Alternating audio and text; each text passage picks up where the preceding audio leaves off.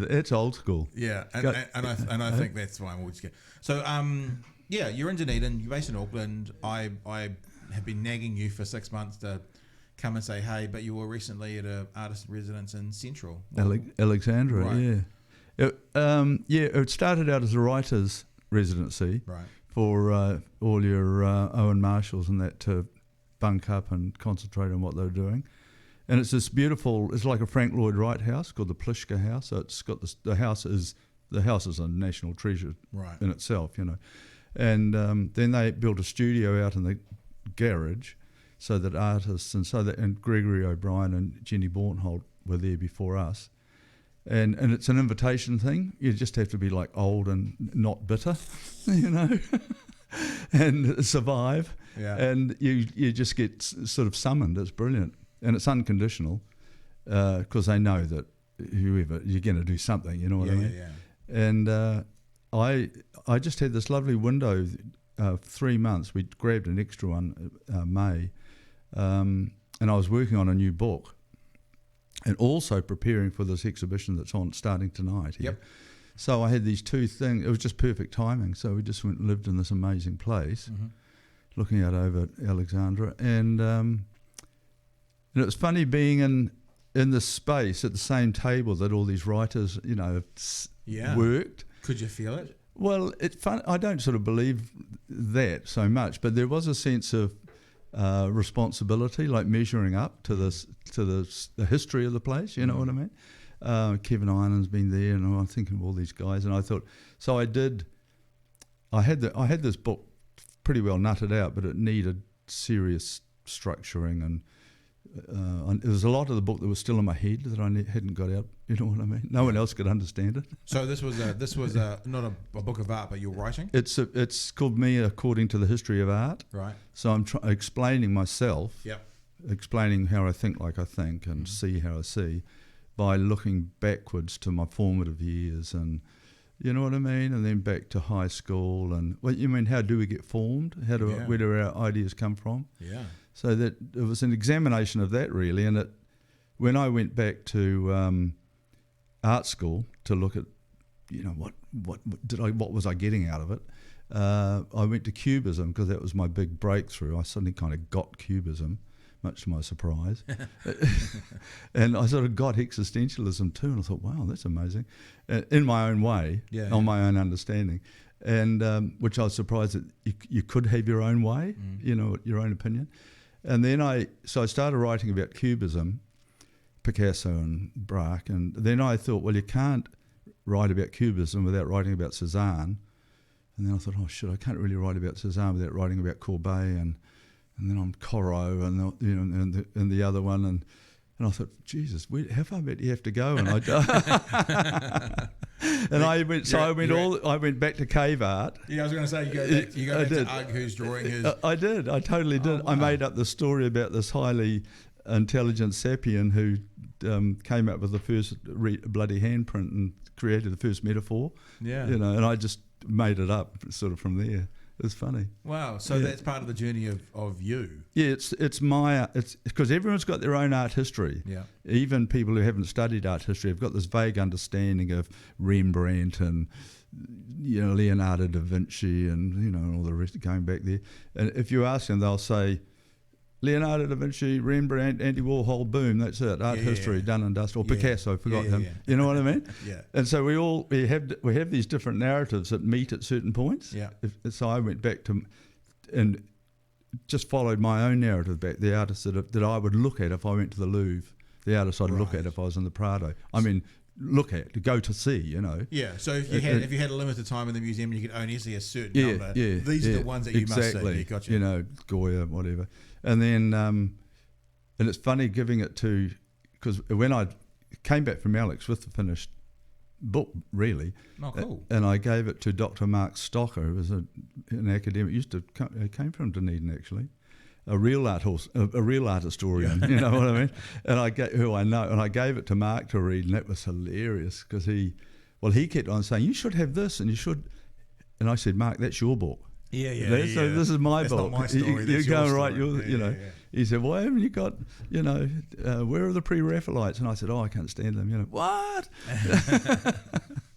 So that's it. It was fun. It was amazing to do. And of course I had to, so I didn't look like a complete idiot. I started researching it, and then that's rabbit hole after rabbit hole after rabbit hole, you know what I mean? Just discovering all these second-tier American regionalists, as if Thomas Hart Benton wasn't the only one you discover, Yeah. And Grant, American Gothic, the painting with the pitchfork. Yep. There's a whole slew of them that were just about as good, but not quite, And I thought, God, that's a whole book in itself. It's because the more you write, the more there is to write. You know what I mean? So you write, you discover something else, which you then have to write about what you've discovered, which brings you to another discovery, which... and then it's a 6,000 page book. War and Peace times 3. Yeah, to get up there, it's the 300 page book. So was that something you just started doing, you wanted to do? Or did you sign a deal with an agent? No, I haven't got that.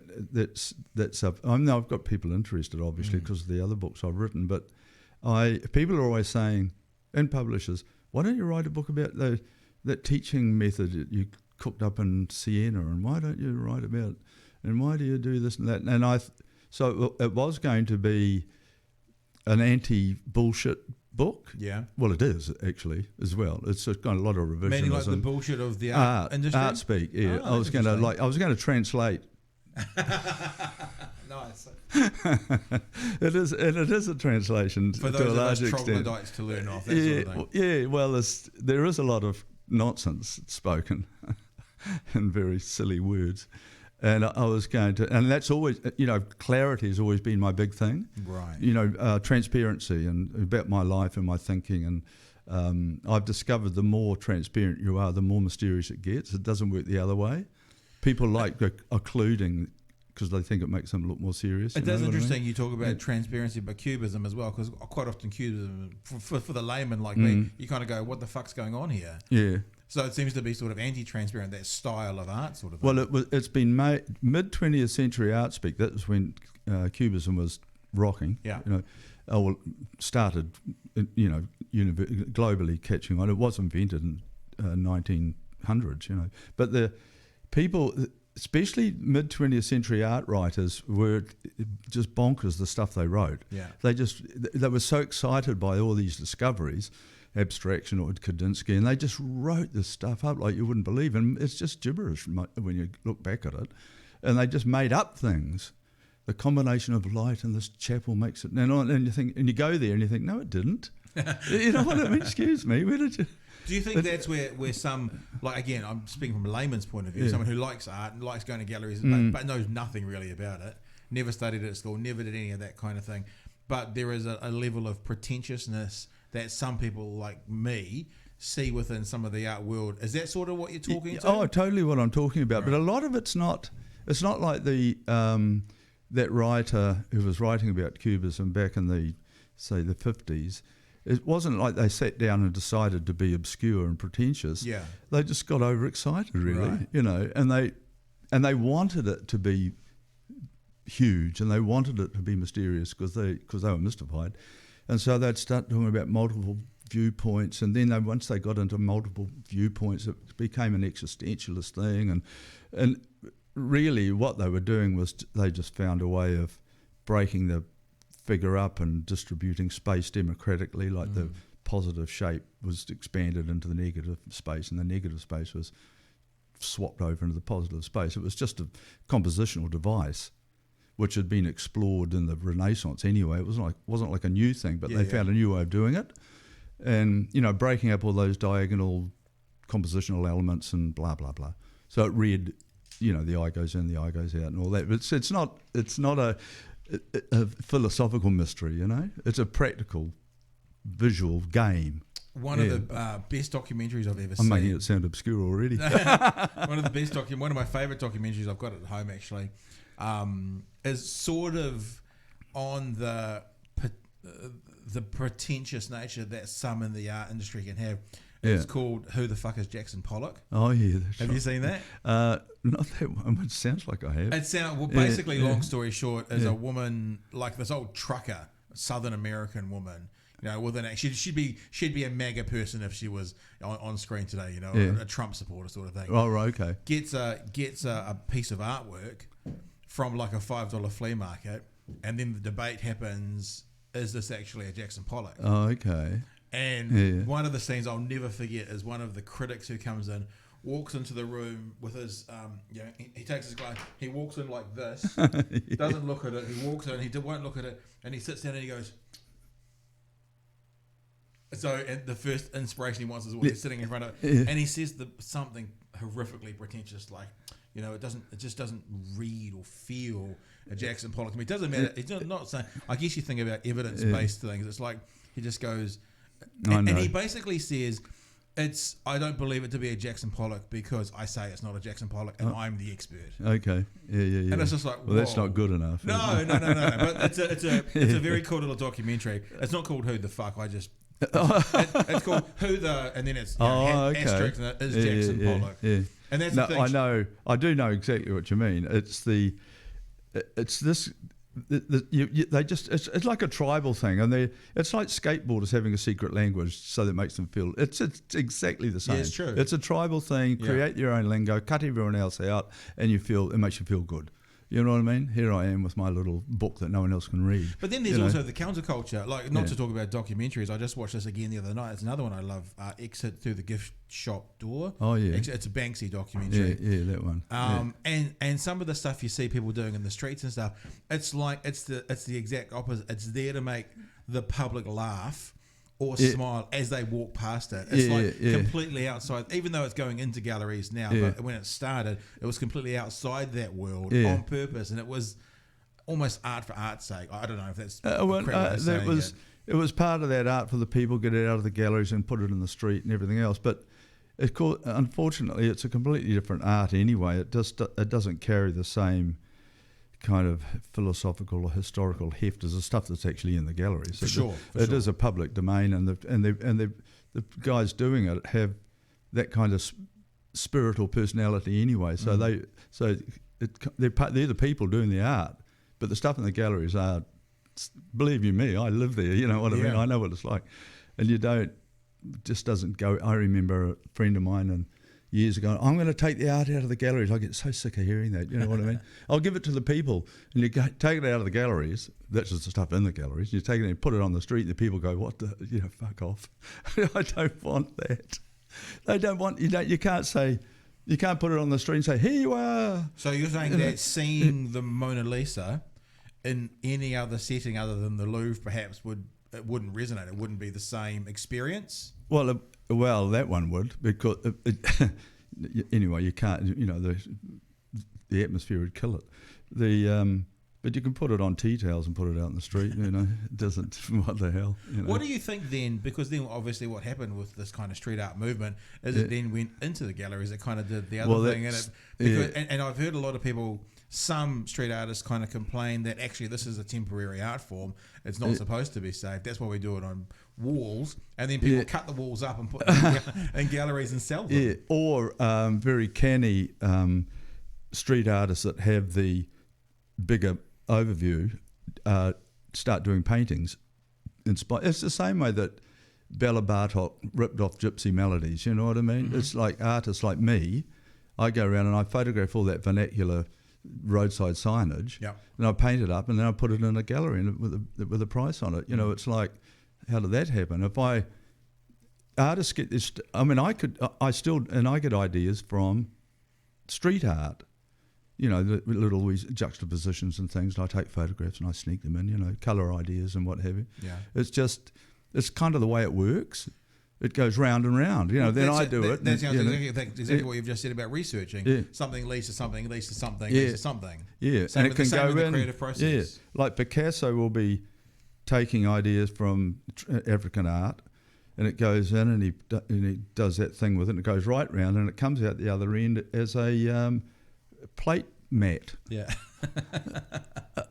You know what I mean? Totally. And then someone else like me will come along and look at that plate mat in a junk shop and say, shit, that'd be a good painting. Yeah. There we go, got some lovely images. They're also going to say with your art as well, when people, it's funny. I was driving behind a bus today with my daughters, dropping them off to in town to do some school holiday stuff, and Mr. Foursquare. Oh yes, Mr. Foursquare was sitting right there, and I said that picture. It's like if you think about the average Kiwi hearing your name, do you think they gravitate more towards thinking about you as those sort of pop cultural? It's that Mickey the Ticky thing, man. It just goes on and on and on. Up here as well. People think that I do all I ever do in my studio all day is Mickey the Ticky. Yeah, there you go, Mickey the Ticky. There he goes. What's the story? I didn't design the Foursquare, man. Everyone thinks I designed him. But what's the story? I just used him. I saw him in a shop and just used him. So he was already existing. I was doing paintings of shop fronts. Yeah.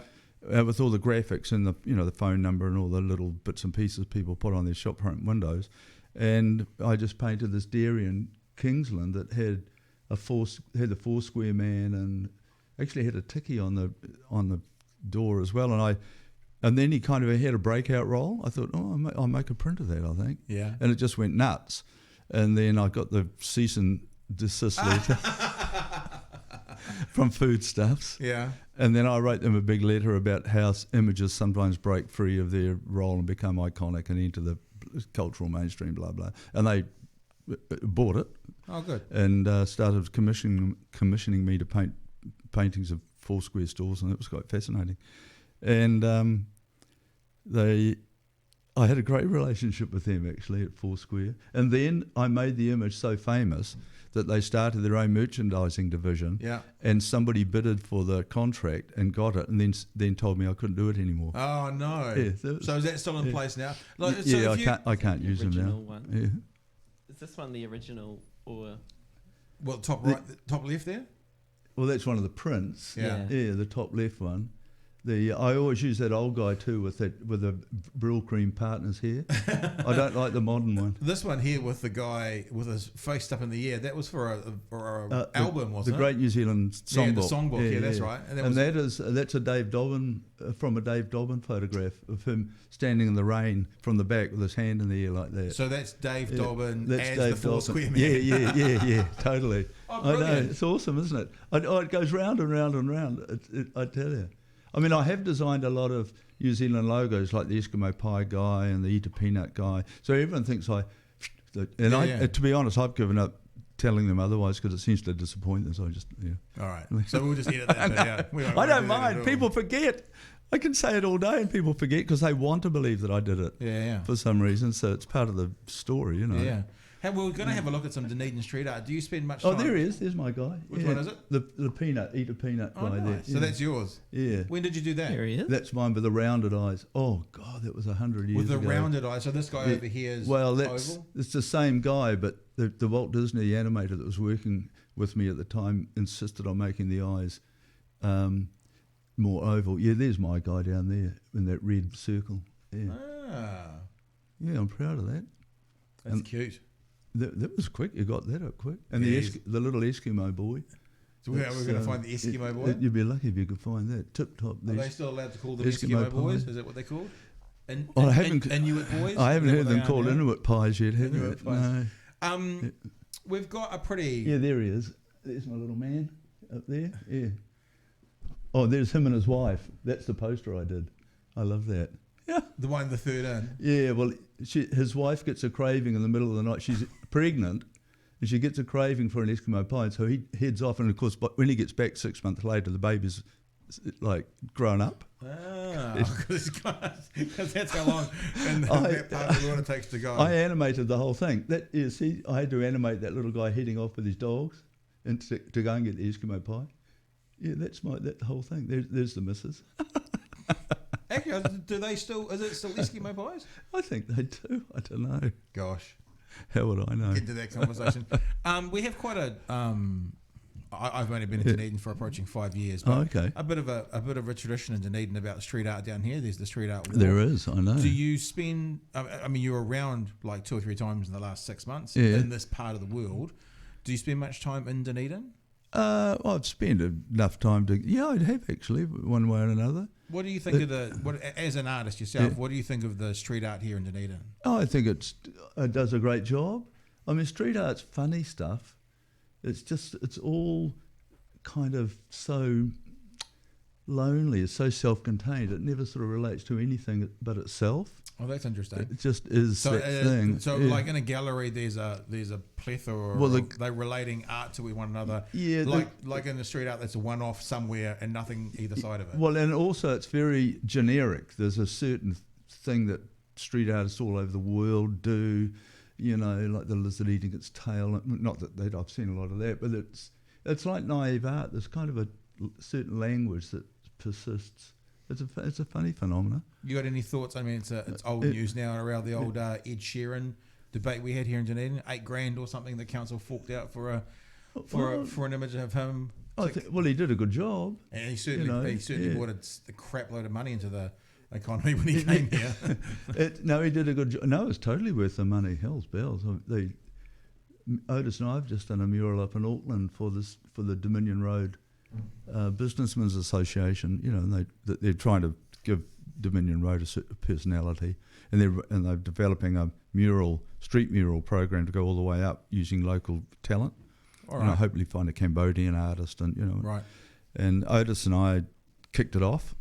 Was it a side of it? Do you put it on your Facebook page? A side of a dairy? Yeah. With a couple of magpies in the middle of it. That one, yeah, that was fun. But they're paying for that. Our genius will look it up and find the picture somewhere. And that was fun working with Otis. Yeah, well, he's your boy, and I was going to say, I remember in the 90s the MCOJ Rhythm Slave. Oh yeah. So creativity obviously runs in the genes. Yeah, they were big, weren't they? Oh, that's mine, the Christchurch T-shirt. Yeah, Otis has always been very clever with the graphics and that hip hop thing, man. That was just something. Those two white boys doing all that sort of white boy rap, about the Doc Martens instead of their sneakers and all that stuff. And a song about positivity. Yeah. They had about 6 charting singles. Yeah. In their time. Yeah. But he's obviously. It seems like, you're a bit the same in that it's not. When you're a creative person, at one end of the spectrum, you're creative everywhere. I mean, you're talking about writing, different styles of art. I mean, obviously Otis does his art, and he's got music, and it seems to be. There you go. Is that your one down the bottom here? Yeah, it is too. There we go. Open that one up, Sunshine. Yeah, that's us. There it is. That's the one. That's the best one. Yeah, there we go. Yeah, the magpies they lived down there in a park just opposite where we were painting the mural. But is that what happens?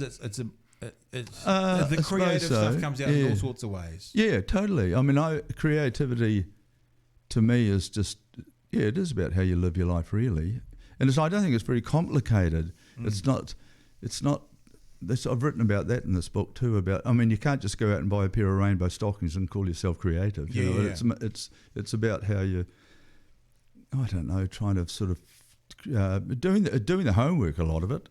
And sort of digging in and trying to, read before you think and the what have you. And and then people, I've always, ever since primary school, really, I've always been the kid in the class who could draw. Yeah. So if anyone the teacher wanted the picture on the blackboard at the end of the year for Parent Day, I had to do it, And I remember thinking while I was doing, this is a standard 4, whatever it's called these days. And I remember doing this big picture of Santa Claus in his sleigh with the reindeer and everything. I can't believe I did it. And I remember thinking, why isn't the teacher doing this? Because the teacher's meant to be the font of all knowledge, you know what I mean? And I remember thinking then, well, this is interesting that I had something that the teacher didn't have. So you acknowledge that as a 10-year-old or 9-year-old? Well, it was, I was thinking, and of course, everyone used to get me to draw Mickey Mouse on the cover of their school books. And right. There'd be a whole queue of them waiting for me to draw this damn thing. And I just thought, well, and then later, intermediate school, they would say, we did a school ball, so we get Dick to do the decorations and the posters. Yeah. So already I'm doing posters and hand lettering and all that sort of stuff, record covers. So when then the art started bubbling up, and by then I was already a designer because that's kind of what you're asked to be. So at what stage in your life does it go from, friends, colleagues, schoolmates, to actually I'm an artist and this is now my profession? How does that transition work? Oh, when you start getting written about, and Well, just, you know, but that's what I mean. That yeah, is the point. When you enter the discourse in a way, is right. So when you become a part of the community, yeah, when you're a contributor to the zeitgeist or whatever you want to call it, without when you put your opinion forward and people start listening to it and measuring it up against what's going on, but because when I left art school in 1964, I was already married with a baby, so I had to sort of I had to get responsible. So I was doing a lot of children's illustration for TV and things like that. Okay. And then I started doing all those school journals, hundreds and hundreds of school journals. Did you do any Joy Cowley? We got to connect you guys. Yeah, I did a lot of Joy Cowley. I did. Yeah, she knows all my stuff. Nice. And the art scene was so small then that there was nowhere. If you were if you wanted to be an artist, there was literally nowhere to go. You couldn't see how you could possibly. There were like about 6 artists. Bill Sutton, Colin McCann. There was a Russell Clark who was also doing school journal work. And it just looked like an impossible sort of fantasy, the idea of being an artist. Like, how does it work? Yeah. And then I got into advertising to pay the bills, pay for the car and all that stuff. And I turned out to be quite good at it, or really good at it actually. That was after my animation stint, and so that kind of set us up. And in the middle of the advertising, the old art school, because I stayed in touch with the art scene, going to all the openings and hanging out and getting drunk with Tony Thomason and all that stuff, But and it was all so we're all terribly bohemian, you know what I mean? But it was that was all as far as it went. And then in the middle of the advertising thing, I got this idea that I could use my advertising skills, which I was picked up in the business, which is everything they don't teach you at art school. Because in my day, commercial art was bad and fine art was good. Yep. There was nothing in the middle. Right. Nothing. There was certainly no street art or anything like that. And I thought, what if I took all this wicked, naughty stuff that I'm learning and made paintings out of that? That'd be different. And that's what I started doing with all everything about presentation and display. And even with my openings, I had all my Radio Hauraki DJ mates who I knew because I was doing all their posters and stuff. Yeah, I got them to talk about my show on the breakfast show, and nothing. It was all editorial. I didn't pay for it. And then I did posters. Then I did T-shirts and gave them away at the opening. And all this was people hated it because it was a serious artist didn't do that. Yeah, you know what I mean. You have to. This is back in 1974, 73. And then it kind of, I don't know. Once I started, it broke the dam. You know what I mean. And so you were very much like at the leading edge of that within New Zealand. I reckon I was. Yeah, totally. To be crass in a very precious environment was my trick, if you like, which came quite naturally, I have to say. In this day and age, startups talk about being disruptive. Yeah, well, that's a way to make noise. So you disrupted the art industry. I did, yeah. And that's why the critics and writers would come to talk to me because they wanted to find out was I serious or where was I getting this stuff from? And so when you were doing that, when you were disrupting, so to speak, you had already entered the art world, though. Like you talked about, you'd been written about, you had been accepted. No. When I came up with this idea of the advertising and the art, I had to do it. Yeah. And I had to figure out a way of doing it, and that was the hard bit. And I knew what it was, but I didn't know the vehicle. And the famous story was we were sitting at lunch one day, and Otis was playing over the road with this Samoan kid. This was in Ponsonby back in the day, and he came over with this David. He'd said, "Can David come for lunch?" And we said, "Yeah, sure." But so David went to his mum and said, "I'm going over to Otis's for lunch." And she said, "Well, you better take something." So she gave him a tin of fish and Otis came over with this tin of mackerel, which we never ate. I mean, just like poor people's food, you know what I mean? Yeah. We were flash. Yeah. We ate, I don't know, camembert. and I remember sitting at the kitchen table with this tin of fish with its dodgy label, with all the misprinting and everything else. But it had the lettering, Plaza. It had the that bad rendering of the mackerel slice with the lettuce and the tomatoes. Yeah. And I looked at that and I thought, Jesus Christ, if I paint that up, it'll just about be it. You know, because it was I don't mean in a pop art style, but in a splashy, painterly sort of, like Neo, the expressionist pop or something, blah, blah. And I painted it and I thought, that is it. I've nailed it. And so then I rushed off and got another tin of fish. And I went and bought all the tins of fish and I painted my way through all those tins of fish. There they go. Look at that. No wonder it drives me mad when I visit the supermarket. And so was that kind of a new style of art then for New Zealand? Well, the way I was doing it was, see, if you just there it is. If I isolated that, but the trick was to do it in the style of like minimal colour field and all that stuff was the go at the time. Yeah. So I'd paint it like a large colour field painting, so it looked like, and then stick that mackerel right in the middle of it. Right. That's the disruption right there. You see, and the lettering. McCann was doing all the serious lettering, and I was painting in natural oil, salt added, instead of here comes Jesus and blah blah. You know what I mean? Yeah. So it sounds, this sounds self-aggrandizing a bit, but I definitely, that comment about disruption is exactly what it was about, And then there were about 5 of us that cottoned onto this notion of taking respectable and existing art tropes that are already there and doing them in this crass and sort of gutter sidewalky way. Crass meaning kind of cheap, Yeah. Low art. We were yeah. taking high art and jamming this low art into it, because you have to. This is the thing about street artists that they kind of that they miss because they haven't studied art. Basically, is that it's an ongoing conversation. The same way that punk rock was disruptive, but all it was doing Chuck Berry was spitting at the same time. You know what I mean? It was just, you do know what I mean. Yeah. So what you're saying is what they're missing is it's the best street art is doing dirty Picasso.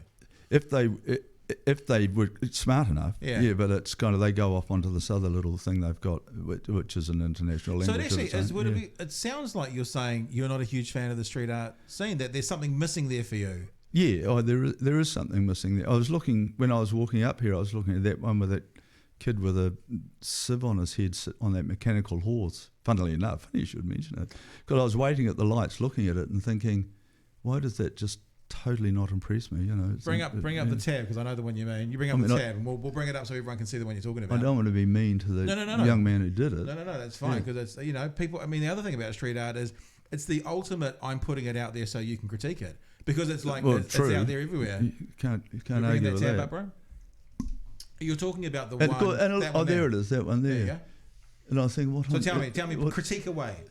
Well, it's just, what does it mean? It's so hermetic. It doesn't sort of point to anything that I hold dear. It's just, why is the hat the same material as the neck on the horse? And why is his body turning into feathers or something?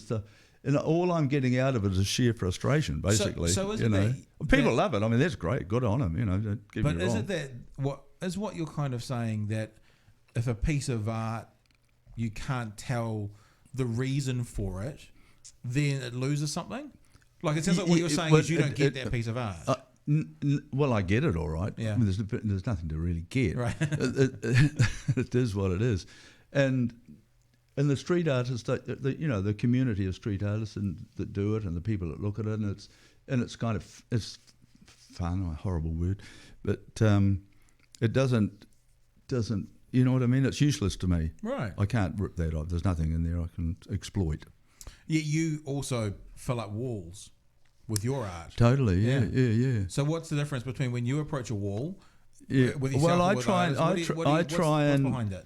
It's Otis and I try and factor it into the community where it is. Right. You know what I mean? There's always a story. Yeah. And I see some murals that, in these towns that talk about the miners and they paint them up, and I think, well, that's got a local narrative, that's generous. And that one that Otis and I did of the Dominion Road, we walked up and down Dominion Road with our cameras photographing logos on street frontages and a picture of a lobster off a Chinese restaurant, and you know what I mean. And then went home and factored it all into the design, so it's embedded in the community. You know what I mean? I do. It's like a lot of public sculpture. Yep. Is the same. I mean, the sculptor gets this bit in the city to decorate, and because they get asked to do anything so seldom, they go nuts, and you end up with this big pile of stuff that, and, you know, and people walk around it. It's like it would have been better off planting a tree, quite on it. What do you think at the end of the Northwestern Motorway in Auckland, a specific piece of art? There's that.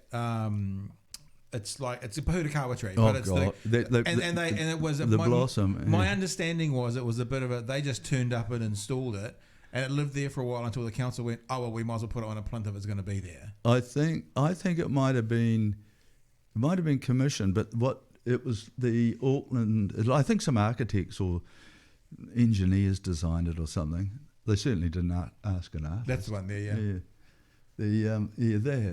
That is bizarre. It is bizarre. I only asked that because because of the. It's my kitsch, understanding really. of the story was it was kind of almost renegade rogue art. It looks like now that I look at it, having not seen it for a few years, it looks like it's on water tanks. Yeah, it probably is actually. No, that's just a giant bit of kitsch. You know, it's all right. So also, it makes me think. The amount of controversy there was. We've already talked about the Ed Sheeran street art here. That actually does have there's a specific reason and a story behind why it's there. Yeah. Because I mean, I'm sure you know, but the whole city shut down when he came here. We read about it. They changed the name of the airport. It was DUN, and then in blue letters ED, and then in white letters I. And it was Ed was in the middle of the thing. So, but that actually means if people look at that portrait, that's great. Yeah, I think it was great too. Yeah. They shut down the Octagon. That's they turned creative. it into it. Yeah. So it's like. There was a reason for it, so that maybe resonates more to you as a. Oh, absolutely! I mean, that's a creative idea. That's brilliant. I mean, that the ED on the thing. I love little signs like that. It's like little signs of intelligence like that give me hope. Yeah. For mankind. Yeah, I know. I was really sometimes people complain about their councils, but whoever did that weekend, kudos. Give them credit where credit's due. 100%. You know what I mean? The other thing we wanted to show today, go to the Lanesford Gallery image there, Tommy Boy, is people may not know you quite so much in this sort of style art. Would that be fair to say? I'm surprised it's still a bit of a mystery to some people. I've been doing it since 1981 or something. Is it just because that pop culture kind of more cartoony is so well known? Yeah, totally. Well, these ones that you can't use them in any graphic sort of sense, like T-shirts or whatever, or skateboards. It doesn't work. Yeah. And so it's more. You just see them in the galleries, and when I did all that Rugby World Cup stuff, there was some pictorial stuff in that. But you were writing in Alex, but you were also out researching some art to do? Yeah, all that's just out from Alexandra. So is this one from when you were down here? No, that's an old painting now. Yeah. No, because I saw on your Facebook page a few updates of paintings going on. Yeah, yes, while we were living at that Plishka thing, I was taking the time, instead of just tearing around like a mad bastard, to drive out and explore. Graham Sydney took me to a lot of interesting places, around the old Dunstan Road, and I just had my camera, and I always had the camera, so if we went down to Lawrence to function, there'd be something that snap away. And I got some nice stuff yesterday, just driving down from Dunedin, actually. Got 6 sweet images. The landscapes were a funny, desperate move back in 81, I think it was, when I had a writer's block, the equivalent of like an artist's block. Yeah. All that stuff the cans of fish and everything else, it petered out. I came to the end of it, and nothing, because the exhibitions usually roll on, you know what I mean? By the time you're finished, you're already starting to think how you could take that somewhere. It's like a band with an album. They do the album, they tour the world, and by the time they finish touring the world, they've got the next album. Absolutely, yeah. But I came to a point where, and I kept on waiting for this next album to sort of, and it wouldn't come, and I thought, shit, this is not looking too good. And I thought, by then I was getting quite well known, I was enjoying it, you know what I mean, the thing. And I thought, well, I don't want to be a non-artist. that's not on the go. So I'd spent the whole year illustrating Dennis Glover's poem The Magpies, doing that book. And doing that book, I had to do a lot of research, landscape research, to make the book look convincing, right? Mm-hmm. And I had all these photographs of the reference stuff for the magpies of macrocarpa trees and water tanks and farm gates and everything. And I thought, well, maybe this is the best idea I've had in my life. I thought, I know what I'll be. I'll be a bad artist.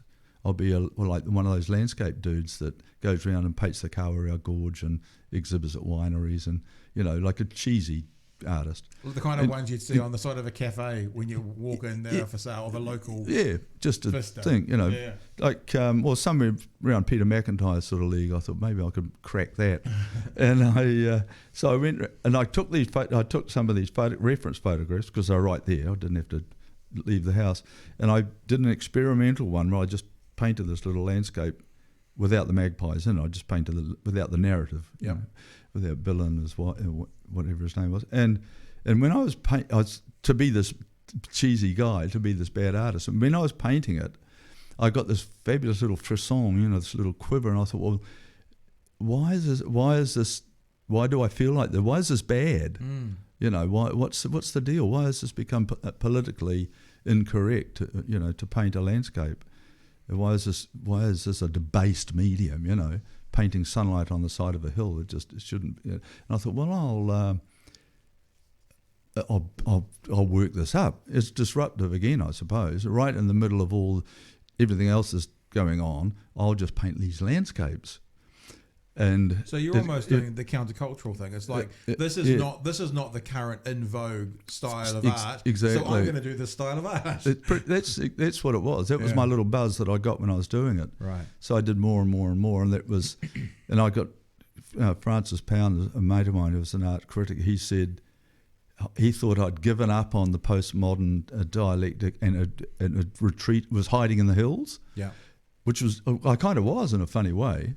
And then I got cut out of everything. When they were these New Zealand artists in Sydney, I was never a part of it because I was doing the wrong thing. Always on the outside. Always on the outside, like Ishmael roaming around on the edge of the light from the campfire. You know what I mean? Yeah. And I remember moaning and bitching to Jude about this, the list of artists going to Sydney to represent New Zealand. And I was painting New Zealand. I was doing these paintings. And I said, look at this, I'm painting New Zealand. Why won't they take me? And Jude said, oh, shut up. She said, that you're doing this the whole point of this is to be outside the argument. She said, you can't have it both ways. Yeah. You can't be outside the argument and wait and expect the phone to go. And I said, yes, you're right. So I stuck to my guns. And then, wonder of wonders, I strayed into that tiki thing, that appropriation. I started painting European Maori tikis. Fuck, that was a weird one. And then and all of a sudden I became critically kind of on again. Right. And so all these people that had written me off were ringing me up to come round to the studio and talk to me about this new thing. And the beauty of it, to make the new thing look credible, they somehow retrospectively had to explain the landscapes. So they very, very cleverly wove a whole rationale about the landscapes, that they were actually pop art versions of landscapes. It was brilliant. And I just sat back and let them do it, really. That's awesome. I'm not going to be painting many of them. Are you someone who still actively looks to be outside the kind of art world? No. Or are you now, for want of a less clunky word, sort of the mainstream? No, I'm a one-man stream, really. I've created the Stick Frizzell thing, and it's just no, I'm not looking to be. I never. Oh yeah, I suppose I was. Well, do you still want to disrupt? Do you still actively think about disrupting? This book is disruptive. Yeah, this book about the history of art. There's a lot of merry revisionism in there. Taking a lot of established, a lot of received wisdom that hasn't really been overhauled for a long time. I'm having a go at that, and I have no idea why I think I'm qualified to do it. Seriously, except that I can. Yeah. And that's enough, isn't it? Yeah, it is really. And a publisher will give me the platform. I'll get all of my punctuation sorted. That's like saying, why should I have this opinion? Why is my opinion valid? Exactly. And the answer is your opinion's valid because it's your opinion. and opinions are valid. Yeah. On whatever the issue It is. You just hope that your opinion's informed enough to be. A lot of people don't inform their opinions; they just blurt them out. That's a bit of a problem. There's three kinds of people: people who think before they speak, as they speak, or those unfortunate ones who think after they speak. They're the ones talking. If they do that, What about outside the world of art? What does Dick Frizzell do? Get involved with? What are you passionate about? What do you like to do? You know, what's your? If you're in a pub having a beer or whatever, what are the arguments and the conversations that come up? Well, politics, obviously. You know, my sister was the MP, Labour MP for Rotorua, Steve Chadwick, who's now the mayor, and she was married to a very interesting Maori barrister there who actually sort of more or less gave me the mandate to do all that tiki work. That Right. cool. It didn't come out of the blue. Right. And and I do a lot of charity work. You know, Poor Justice, and they they want a poster, and then someone else wants a poster, and there's this, and I do that because I like doing it. You know what I mean? I love problem solving. That's another thing, you know. And I've got to an age where I've got so much under my belt. You know what I mean? That when people ring me up with an issue, I can hear the answer on the phone just about while they're talking to me. You know, because I don't complicate it anymore. When I was young, I'm sure young people are the same anyway, they get a job, a design job, and of course they just go nuts. Everything they've ever wanted to do up to that point is struggling to get crammed into this little wee problem, you know what I mean? But if you take away the problems, there's usually only one answer, or maybe two in two different colour schemes, but that's it. You know what I mean? Spoken like a true artist. I had someone rang me up once about something. It was for a Jenny and Holmes fun run thing for the Mothers Against Cancer or something, and they all blur a bit. And I was, he said, we're allowed to use we had this heart thing we were working on. We always used the heart with something in it, and he said we're allowed to use the Olympic logo. So while he was talking to me on the phone, I drew the Olympic rings and little hearts all linked up, and then I scanned it while he was talking to me, and I sent it to him. I emailed him while he was talking to me on the phone. While he was talking to you. That's brilliant. How long have you been working on that for? He couldn't figure it out. Just showing off. Oh, that's cool. So are you keeping an eye on politics locally, internationally as well? Yeah, of course. You know, I'm follow totally the Trump stuff going on. Oh yeah, I just absolutely love that. You know, I mean, you can't write enough about it in my view. You know, you just cannot write enough about it. What do you think about the current stuff about him trying to influence the election with Biden over in Uzbekistan? Well, it's outrageous. And listening to the guy talk about how people are just making stuff up when they read out these transcripts. You know, he's insane. You know, you'd say he's got big cojones, but it's worse than that. Yeah. I mean, he's got mental health issues. I think he has. It does sound like he's gone nuts. But the unfortunate thing I heard this morning that there's been some new research done on the phone call that he made to, what country did he make it to? Ukraine. It's Ukraine. The Ukraine. And even though the White House has released this transcript, the White House has acknowledged that it happened. The transcript's accurate where he asked for him to look into Biden. He's even said he did it, as has Giuliani, right? The survey out today, or the research out today, says only 4 in 10 Republicans believe he asked the Ukrainian Prime Minister that. Even though even he says I did it, still only 4 in 10 Republicans believe that. It's just a bizarre They just simply don't want to believe it. Yeah, I know. So I love it. I'm addicted to it. I get up in the morning. The first thing I do is to see if Trump's blowing up the world. I turn on. I look on YouTube and I look at my news sources. Yeah, see if it still works. Yeah. And because your sister's been involved, do you get involved in local, like, you know, I have comedians come through this, and they like, you know, Labour asked me to come along and do some things. Do you ever actually get involved in the New Zealand political scene? How do you get involved? Well, they always ask me for an artwork for the auctions, right? That's one. My sister asked me for an artwork to fund her mayoral campaign. There's another one. And, you know, I'm not keen on marching in the street, but you just do what you do, you know. Yeah. And because I can, that's the other thing. Yeah. Everyone goes, oh, you think you're wonderful. And I said, well, there were 80 of those prints.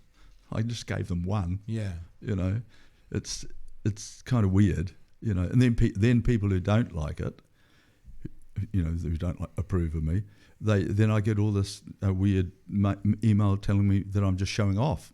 Right. You see.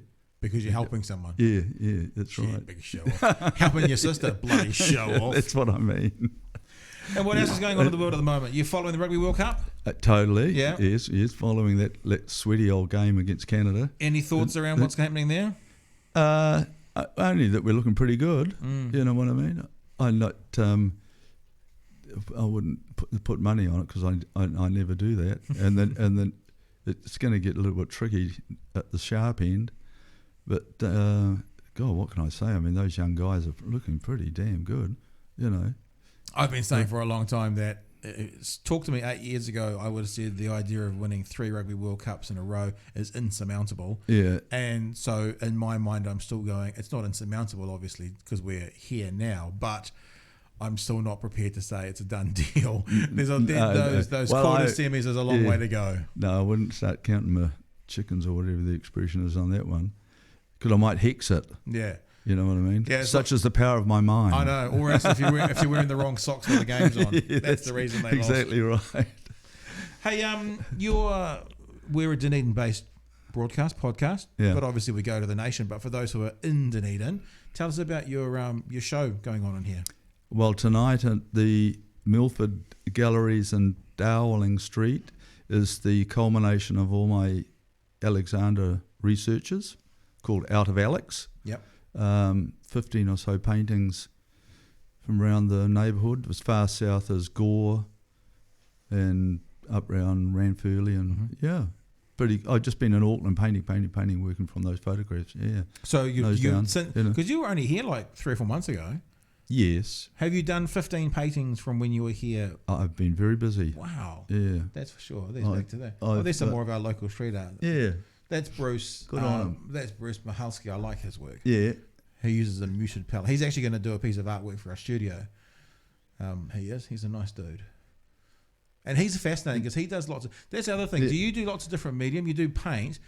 He does crazy sculptures out of bones. Oh, does he? Yeah. Okay. That's amazing. Nearly. It's just, to me, it's just paint. Yeah. Gouache, acrylic and oil and what have you. Have you ever, for your own, had a tutu with playing with other mediums and stuff? Oh, I've made 3-dimensional stuff over the years and relief paintings and... I went through a phase of making mechanical paintings, you know. There's some of his bone work. This guy. Oh, yeah. I just judged one of those the other day, and Alex. Yeah. He was in the... He's amazing. He was in the Gold Award. So all made out of bone. That one with the face with the crushed paper on it. Oh, is that him, is it? Yeah. He's got a really interesting... Are you around through the weekend? Yes. He has a gallery that is open up every Saturday and Sunday. It's called something like it's the gallery of... I'm going to get it wrong. Look up Bruce's gallery. Natural... And in there it's got all... pretty intense stuff. All this really interesting stuff he's collected from all over the world. And it's only open up Saturdays and Sundays. He didn't... well, at least he made the cut. Yeah. In the Alexandra Awards. Oh, here we go. It says on the thing, the Natural History, the Museum of Natural Mystery. Oh, okay. That's what it is. Good. Oh, it's like the Department of Conversation, isn't it? you guys down here, you're mad on it. Mad on it. So he does a bunch of his own artwork in his thing, but he also has oddities and that kind of stuff, and skulls from animals all over the world and crazy stuff. Okay. He's cool. Yeah. I was there filming him. The big sculpture with the face.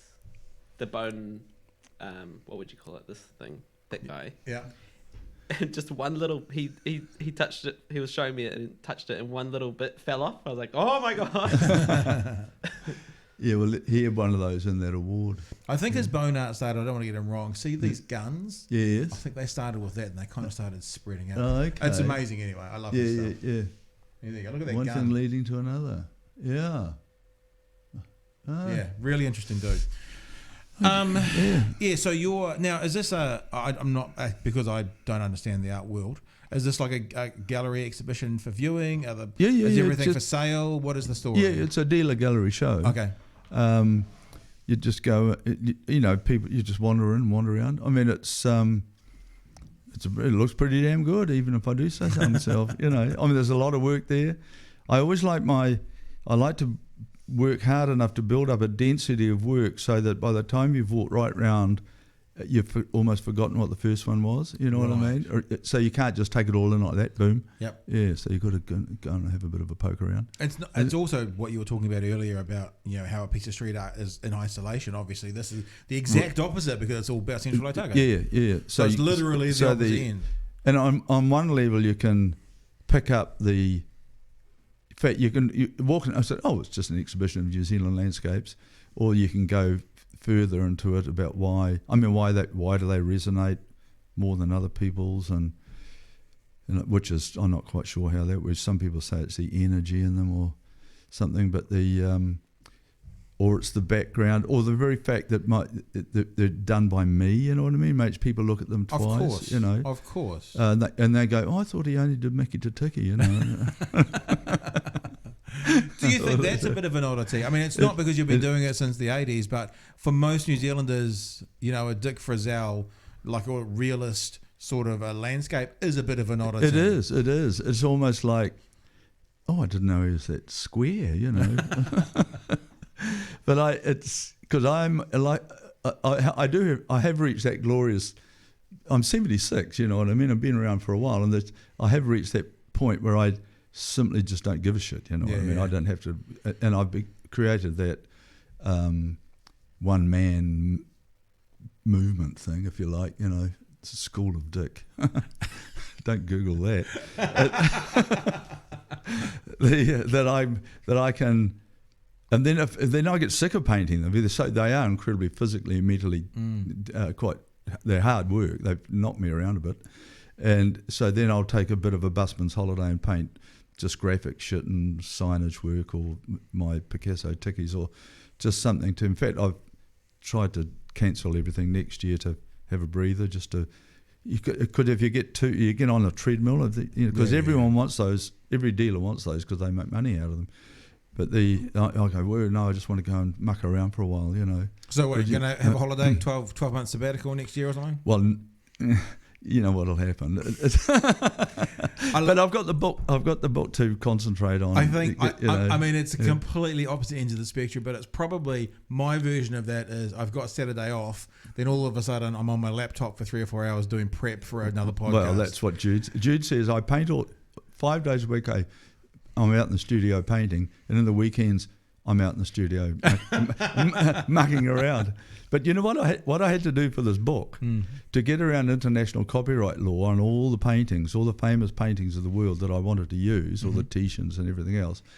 I was just going to steal them off the internet and just stick them in the book, like that. And my brother-in-law, my son-in-law over in Melbourne, a very clever artist and academic, he said, He said, I said, well, those paintings are so old, surely to God, He said, no, but the paintings might be out of copyright, but the images online are owned by the galleries that own the paintings. So the Prado or the whatever. So you're going to have to go on tour and take your own photos?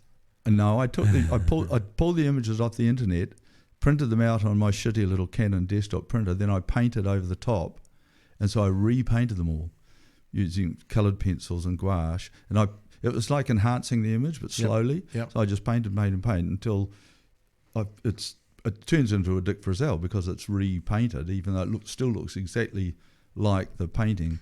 So it's almost like you talking about this painting from this famous artist, and here's a reinterpretation from you of that painting. Except when you look at it in the book, you can't tell the difference.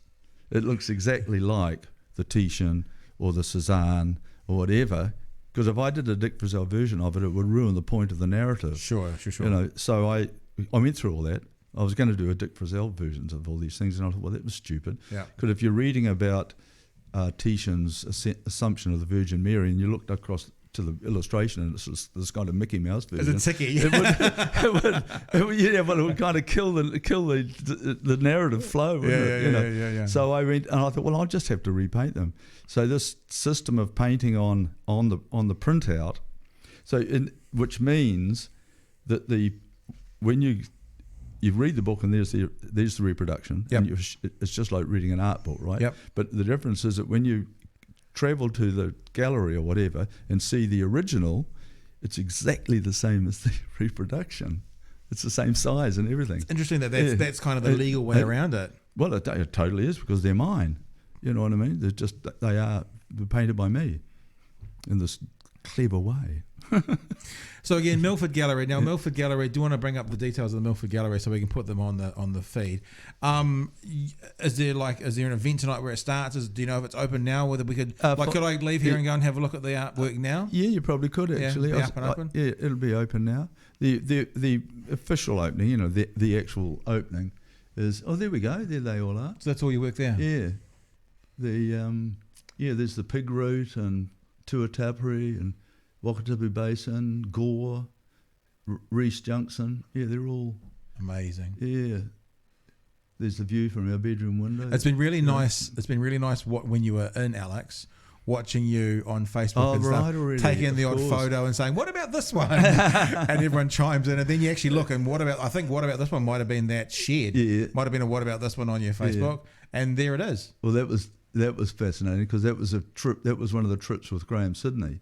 So if you pulled back on that and gave it much more space, it would turn into a Graham Sidney. Right. But because I crop in, I've got a different way of looking at things than Graham has. But we did a lot of these trips. In fact, that one on the right, that lovely little one there, Graham sent me, not that one, that one there, Old School Road. Graham took that photograph himself, and he sent it to me when I was in Auckland. When I was home in Auckland, he says, "I think here's one you missed," which is a lovely way of doing it. Yeah, totally. But then again, the Graham had much more sky and land around it, and I had to crop in. Right. So you're a smaller, more focused version. Yeah. So I took, there's the Sydney, and then the Frizzell was sort of in the middle of it. Yeah. It's fascinating how every artist has their own way of looking at things, and that's a lot of people find this very hard to do, which is to trust your own POV. Yep. Because it often doesn't look like a serious artist's POV. You know what I mean? That's where people come unstuck, because then they start twisting their own view to match what they think is serious. So if other people want to check this out, milfordgalleries.co.nz, I guess this is, as you say, a dealer's show. So people are outside Dunedin, they can have a look online. Oh, that's the idea. That's why he does it. Yep. And there we go. Dick Frizzell, out of Alex, the 5th of October through to the 29th of October. Do you know if tonight's event is open? Is it invitation only? Can people turn up? Anyone that's ballsy enough to walk in can walk in. Very cool. Well, listen, when the book comes out, yeah, we'd love to see again. Well, there might be a bit of a promotional, what do you call it, a book tour thing. And come down, and we'll do an evening one where we can open up the bottles of wine and stuff as well, and absolutely have a bit of a chat about life. Yeah, I'm very excited. I hope what I'm doing, I'm working the book up to a complete book. Yep. Like a fait accompli. I've got a grammar editor getting all my colons and semicolons sorted. Right as we speak, actually. And once she's finished that, and I've put all her corrections in, and Dr. Mark Stocker's historical, because I made some appalling gaffes. I mean, some huge chronological fuck ups. But I had people talking to people who were dead, and in my little made up scenarios and that. I had Giotto and St. Francis of Assisi having a wine together, but apparently it couldn't have happened. But it was good. Is there an expectation of that to be finished by? Like, what's the ideal? Well, next year. Middle of next year? Middle of next year. Yeah, totally. It will be. I mean, one way or another, it's going to appear. I know that. Yep. I'll talk someone into it. Yeah. Well, I mean, much like you're saying, people are interested in the artwork. Some people, because it's got your name on it. Obviously, people are going to be interested in the book because it's got your name on it, including publishers. I'm sure it won't be hard for you to publish that, will it? No, it's quite good. The first sentence of the book, I've got a forewarned instead of a forward. Yeah. and the first sentence says, "Art history shit, isn't it?" Yeah. Will your book get used in high schools in the art history studies? There's the question. Well, it's pretty. Yeah, who knows? Who knows? I mean, it's definitely what I like to think. I've written it from the point of view of an artist instead of a writer. Yeah. Because write about art in a completely different way. They're always like looking for narrative or creating narrative, and the actual thing itself, the painting and the structure of the painting and how the painting, the evolution of the structure of the painting, it just never comes into it. So I'm concentrating on that, the nuts and bolts of the business, if you like, because it was always there, and also trying to make the painters real people like us, because they're just like us. I mean, their thinking was they weren't like primitive or whatever. They were their outlook on the world and their philosophy and their issues with the things were just the same as us. That was that point about St. Francis and Giotto, because the two humanists, which were trying to crack the church, they had big issues to talk about, just the same way that people have now. Like climate change. The dominance of the church was this huge issue. How can we stop these people telling us what to do all the time? That would, to put it crudely. And I can imagine them sitting around like this saying, "No, what are we going to do?" It's just like that with a table and everything. Yeah. So, and I thought if I can write the whole book like that, instead of them all being demigods, people write about Michelangelo and that bloody ceiling as if it was some sort of outer space story or something, But it was just a guy on a ladder, with a pot of paint. Yep. It makes me think as well, there's that saying, which I don't actually believe, it's those that can do, those that can't teach. I've heard someone say once, those that can do, those that can't review. Oh, yeah. And obviously from a reviewer of art or a writer of art, as you say, have a completely different way of looking at telling the story of the art. So has this kind of thing happened before? I mean, are there other artists work out there who have written about art from an artist's perspective? Yeah. Oh, yeah, it's not no, it's not a new thing. And also, I think that comment too about is totally unfair, because some people are just really good at reviewing. Yeah. And they're just better at reviewing than they were at painting. And at some point along the line, they look at it and they think, why am I? There's enough of this crap. I'm better at writing about it. And we need them to be able to do that. So, and the critics. I mean, a good critic. I mean, Jesus, that's a hell of a skill. Or teacher. Yep. God help us, a few good teachers would be good in the old art racket. Yeah. Do you ever get back with students? Do you spend any of your time getting back into art schools and stuff? No, I did it for 15 years up in Auckland. I was teaching there. Where were you doing it? Was it at Elam? Elam. Was it called Whitecliffe now? Or it used to be called Whitecliffe? Oh, well, that's a new one. Okay.